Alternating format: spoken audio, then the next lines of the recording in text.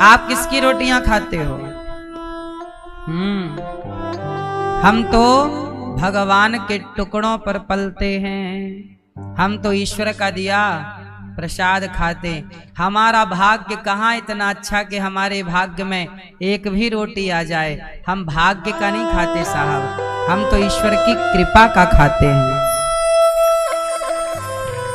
भाग्य आज कैसा है, अच्छा है, बुरा है, भाग्य तो परिवर्तनशील है। भाग्य तो आज अच्छा है, कल भाग्य तो करवट ले सकता है। बोलो हाँ, आज भाग्य में है, कल भाग्य में नहीं है। इसलिए मैं भाग्य का नहीं खाता। आप लोग इसी गलतफहमी में रहते, हम तो अपने भाग्य का खाते हैं। समाज में कहा भी यही जाता है कि सब लोग अपने अपने भाग्य का खाते हैं, कहा जाता है। ये बात सही भी है, पर ये बात ज्ञानियों के लिए सही है। यदि आप भक्त बनना चाहते हैं तो भक्त के लक्षण क्या हैं? ज्ञानी कहता है मैं अपने भाग्य का खाता हूं, पर भक्त कहता है मैं अपने भाग्य का नहीं। मेरा भाग्य कहाँ कि मैं एक रोटी खाने के योग्य हूं, मेरा भाग्य कहाँ कि मैं चल पाऊं, देख पाऊं। ये तो ईश्वर की कृपा है कि मैं देख पा रहा हूं, चल पा रहा हूं, सुन पा रहा हूं, खा पा रहा हूं, आपको कुछ सुना पा रहा हूं। ये मेरे, अब मैं यहां बैठकर आपको भागवत सुना रहा हूं, ये मेरा भाग्य नहीं है। ये मेरे भाग्य में इतना बल नहीं कि मेरा भाग्य मुझे वृंदावन पहुंचा दे। आप भी वृंदावन आए तो भाग्य में था इसलिए नहीं आए, भाग्य ने वृंदावन नहीं पहुंचाया। भाग्य से ऊपर होती है कृपा, कृपा के कारण आप वृंदावन आए। यहां बैठ करके यदि ये शरीर कुछ कर रहा है सेवा कार्य, तो ये भाग्य नहीं है मेरा, ये भगवान की क्या है बताओ। अनिरुद्धाचार्य भाग्य से चल रहा है कि कृपा से? मेरा भाग्य तो जीरो है, मेरे पर तो भगवान की कृपा है।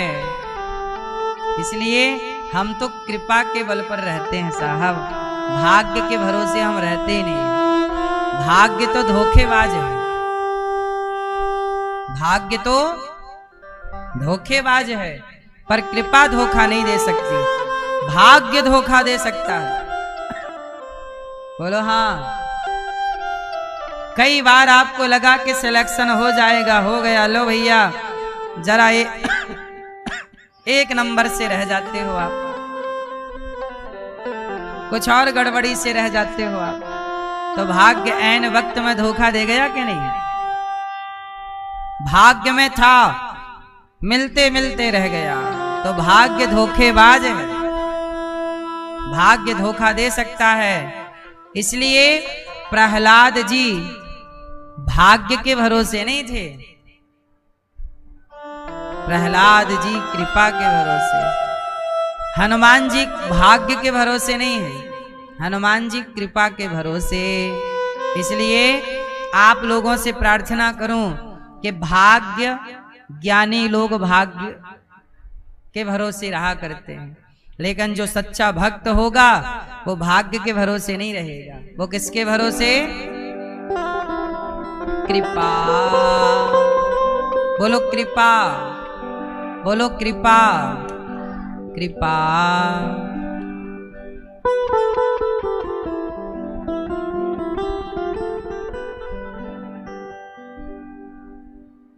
श्री रामचंद्र कृपालु भज मन, हरण भव भय नव कंज लोचन, कंज मुख कर कंज पद कंजारुण। श्री रामचंद्र कृपा कृपा। श्री रामचंद्र कृपाल। देखो कृपा आ गई ना, ये कृपा है। इसलिए मेरी माँ, सब कुछ कृपा है। मेरे पास कुछ नहीं है, मैं जीरो हूं, बस कृपा की सांसें हैं। सांसें भी किसकी हैं? मेरे भाग्य में तो सांसें भी नहीं है। सच बताऊं, मैं तो मर चुका था। 2013 में ये दास अनिरुद्ध, हम ऊपर 20 फीट ऊपर से 20-25 फीट ऊपर से गिर गए थे। छत से, सेकंड फ्लोर से गिर गए ऊपर से। अब इतने ऊपर से गिरे थे, दूसरी मंजिल से जमीन पे गिरे। बगल में पत्थर पड़ा था बहुत बड़ा, पर पत्थर के बगल में गिरे। सिर के बल गिरते तो हमारी 13वीं बरसी सब हो चुकी होती। सिर के बल नहीं गिरे, कमर के बल गिरे तो पांव में कोल्हू की हड्डी टूट गई। हॉस्पिटल गए, डॉक्टर बोले एक्सरा करके, भाई हड्डी तो चूरा हो गई थी, कई टुकड़े, छोटे छोटे टुकड़े अंदर मांस में गड़ गए। डॉक्टर ने कहा कि खींचते हैं, तो पांव में छेद करके ना घुटने में, और हड्डी को खींचने के लिए, ऐसी हड्डी चढ़ गई थी, फिर खींचने के लिए कि सही जगह आ जाए, तो 2 महीने तक ईंट लटकी रही पांव में।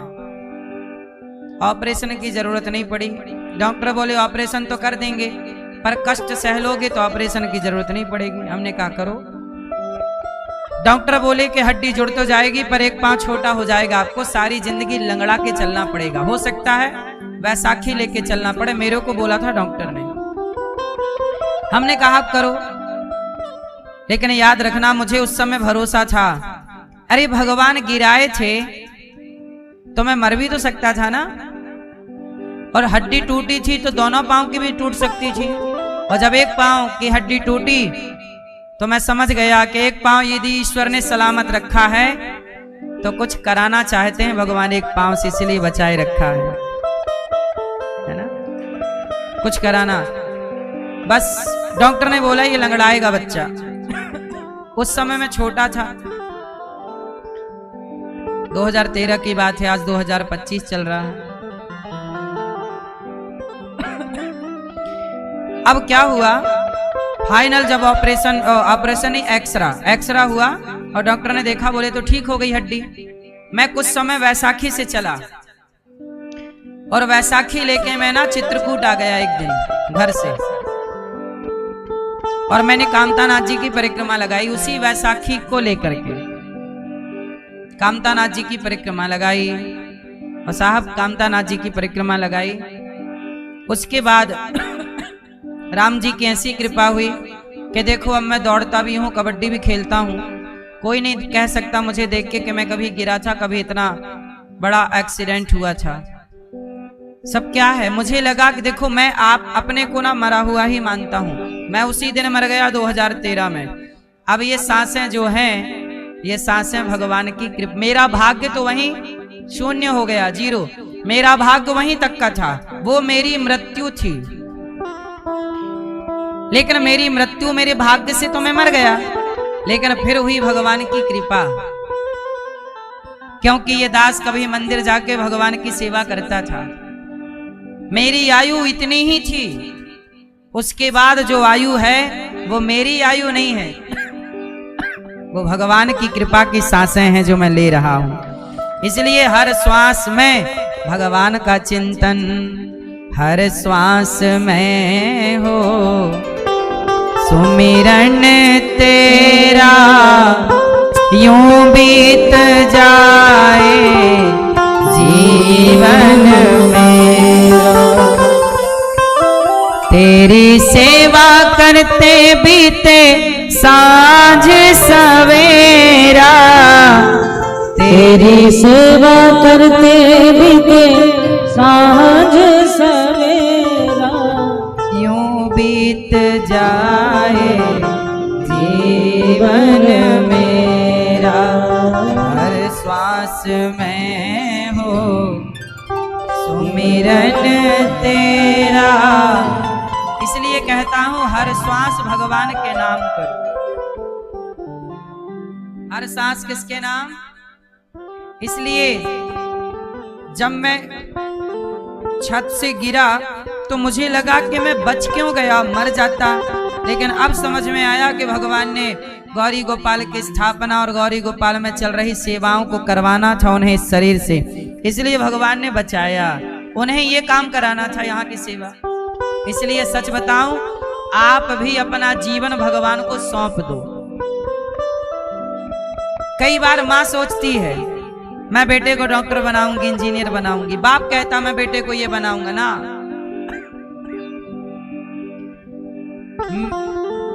मेरे माता पिता ने और मैंने कभी नहीं सोचा कि मैं कुछ बनूंगा। मैंने तो केवल अपने को उठाया और भगवान के चरणों में डाल दिया। प्रभु आज से मैं आपका जो बनाना है अब आप बनाओ। इसलिए आप भी अपने बच्चों को पढ़ाओ लिखाओ, जिम्मेदारी रखो, पर भगवान के भरोसे कर दो। प्रभु आप जो आप माता पिता हो ना बच्चों के। अच्छा ये बताओ, बच्चों के असली माँ बाप कौन है? आप लोग हो कि भगवान? त्वमेव माता च पिता त्वमेव। सच बताओ, भगवान हमारे माई बाप हैं या नहीं? आप सब गाते हो मात पिता तुम मेरे, शरण गहूँ मैं किसकी, स्वामी शरण पढ़ूं मैं किसकी, तुम बिन और न दूजा, प्रभु बिन और न दूजा, आस करूं मैं किसकी, ओम जय जगदीश हरे।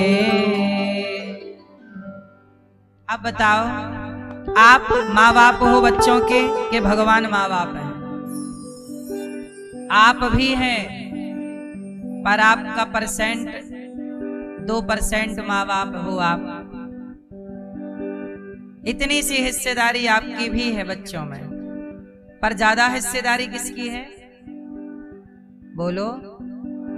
क्योंकि बच्चों को जो कुछ दिया है, देखने को आंख दी है ना तो माँ ने नहीं दी, भगवान ने दिया।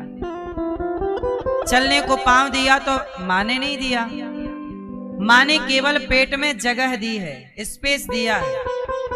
क्योंकि संसार में आना हो तो माँ का पेट चाहिए, तो माँ ने केवल पेट दिया है, गर्भ दिया है हमें रहने के लिए 9 महीना। उसके बाद तो हम ईश्वर के पेट में रह रहे हैं। ये संसार ईश्वर का है। देखने को आंखें माँ देती तो कोई बेटा अंधा क्यों होता? चलने को पांव माँ बाप देते तो कोई बेटा लंगड़ा क्यों होता? इसका मतलब है कि हाथ पांव देने वाला परमात्मा है, तो वो हमारे पिता हैं, माता हैं। इसलिए कहता हूं कि यदि आप अपने बच्चों को डॉक्टर इंजीनियर बनाना चाहते हैं, आपको बड़ी चिंता है बच्चों की, तो जिस परमात्मा ने उस बच्चे को बनाया है, जिसने उसकी आंखें लगाई होंगी, उसका दिमाग लगाया होगा, क्या उसने कोई प्लान ना किया होगा उस बच्चे के लिए? इसलिए आप तो अपने बच्चे को भगवान के भरोसे कर दो। प्रभु बस अब आप जो बनाना चाहें, प्रभु ये बच्चा आपका, जो बनाना है आप बनाइए। आप पढ़ाओ लिखाओ, जिम्मेदारियां करो, पर निश्चिंत होके रहो। जो बनाना होगा भगवान बनाएंगे। इसलिए आपसे बेहतर आपके बच्चों की प्लानिंग भगवान कर सकते हैं, लेकिन आप बोलते नहीं मैं करूंगी, मैं करूंगा। भगवान बोले फिर तुम कर लो, तुम करो। हमें भगवान तब तक हाथ नहीं बढ़ाते। द्रौपदी की साड़ी उतरती रही, द्रौपदी के कपड़े उतरते रहे। द्रौपदी किसे बुलाई? अर्जुन आओ बचाओ बचाओ। भगवान नहीं आए, बुला लो पहले अर्जुन को। भीम आओ आओ बचाओ। भगवान बोले बुला लो पहले भीम को। युधिष्ठिर जी आओ आओ आओ। नहीं, भगवान बोले तुम्हें जिस जिस को बुलाना है बुला लो। जब कोई नहीं आया तब द्रौपदी ने कहा, तब द्रौपदी पुकारी, हे श्याम सुंदर। कहा द्रौपदी ने, द्रौपदी बोली कहाँ जा छिपे हो प्यारे कन्हैया, कहाँ जा छिपे हो प्यारे कन्हैया, यहाँ लाज मेरी लुटी जा रही है।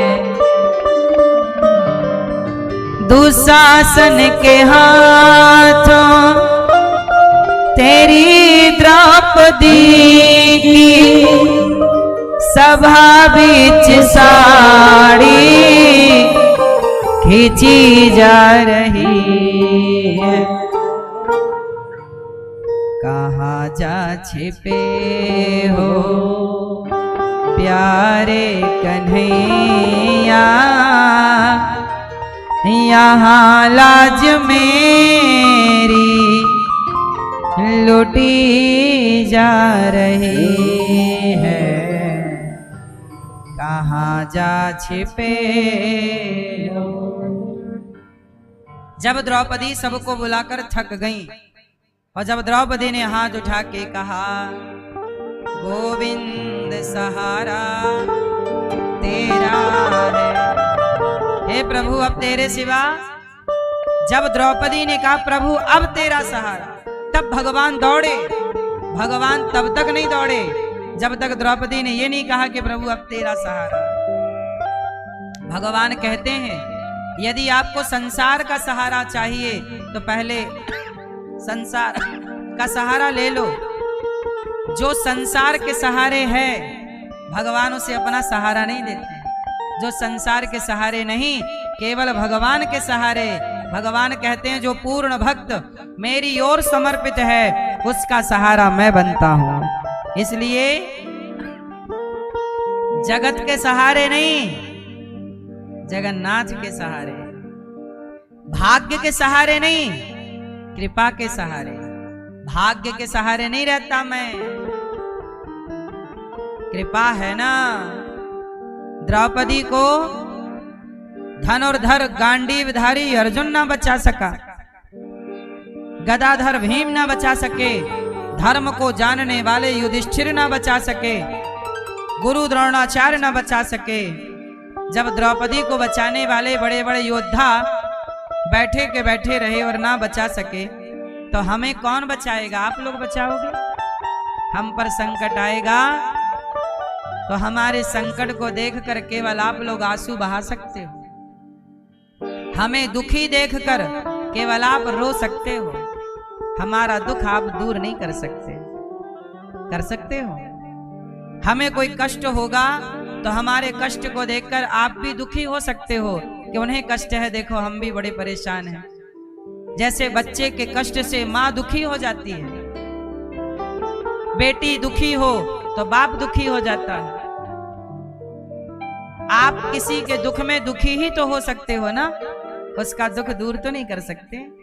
यदि कोई बाप दुख दूर कर सकता तो हर बाप अपनी बेटी का दुख दूर कर देता, हर बाप अपने बेटे का दुख दूर कर देता। लेकिन अपने अपने हिस्से का तो बेटी को और बेटे को दोनों को, राम के हिस्से का 14 साल का वनवास तो राम को भोगना पड़ा और सीता मैया के हिस्से का दुख सीता मैया को उठाना पड़ा। जनक जैसे राजा थे क्या कर पाए?